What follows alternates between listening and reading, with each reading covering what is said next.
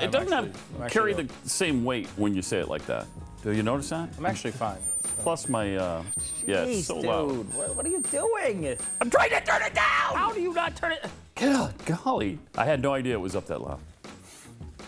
Mr. Sensitivity over there. Can't handle, Boy, no kidding. can't handle a little feedback. Just a little feedback. I had it in mine too. Mine survived. Did yours? So now we know what we're pissed off about. Stu's I'm pissed off at Pat. About the feedback. Now the Burj Khalifa is 2,700 feet. It cost $1.5 billion to build. So you know this one is just a viewing tower because it's only going to be $1 billion to build. So apparently there's going to be a lot of floors in this that aren't really doing anything. They just put a nice support the hotel building, at the top, and right? that's about it. Yeah. It is. I mean, it's a cool looking thing. Although it's not. I mean, it doesn't look that big to me. It's barely bigger than those picture frames. That's a good point. I mean, that's. I mean, is it bigger than the other buildings in the area? Yes, but they're tiny. They're underneath. Tiny. They look like little picture frame. bugs live in them or something. They're not that big. How on earth are you going to defeat ISIS if you can't figure out the Colorado GOP convention? Mm-hmm. Excellent point. Spoke to dozens of Trump supporters this weekend. Listened to his surrogate speak twice. Not one person complained about the process until he lost. Mm-hmm. At Ted Cruz showed up to the Colorado GOP convention.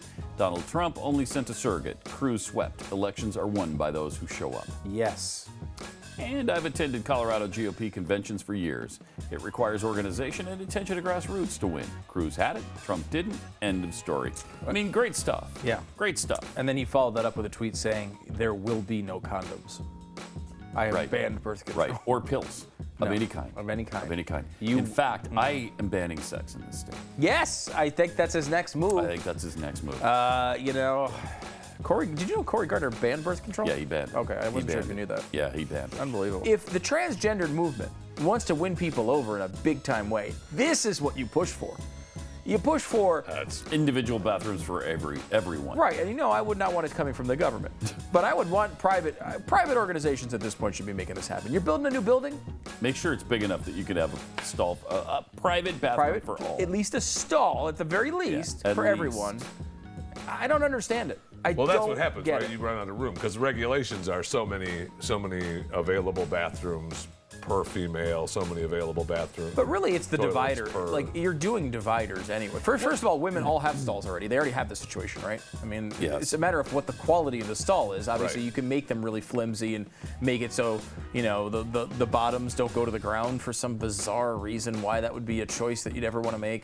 I mean, unless you're the guy from Idaho. Purposes? Larry Craig. Yeah, unless you're that guy, with his wide stance. But in most situations. Brings back memories. It does. Is there a favorite Bible verse or Bible story that has informed your thinking or your character through life? What a fun question. What a fun question, because our favorite Bible, I like to call Donald a scriptorian. Yeah, I think it's certainly an academic when it comes to this sort of thing, but scriptorian is probably the best way. Almost a theologian. Yes. A scriptorian slash theologian. Yes. So go ahead. So what's your favorite Bible verse or story? He said, quote, "Well, I think many." I mean, many. When we get into the Bible, I think many, so many. And some people look, an eye for an eye. You can almost say that. That's not a particularly nice thing. But you know, if you look at what's happening to our country, I mean, you see what's going on with our country, how people are taking advantage of us, and they scoff at us, and they laugh at us, and they laugh at our face. And what Bible verse is this? And they're taking our jobs, and they're taking our money, and they're taking the health of our country. What about Mexico? And we have to be firm, and we have to be very strong. Yes. And we can learn a lot from the Bible, I can tell you. And that, of course, is from 2 Corinthians. 2 Corinthians.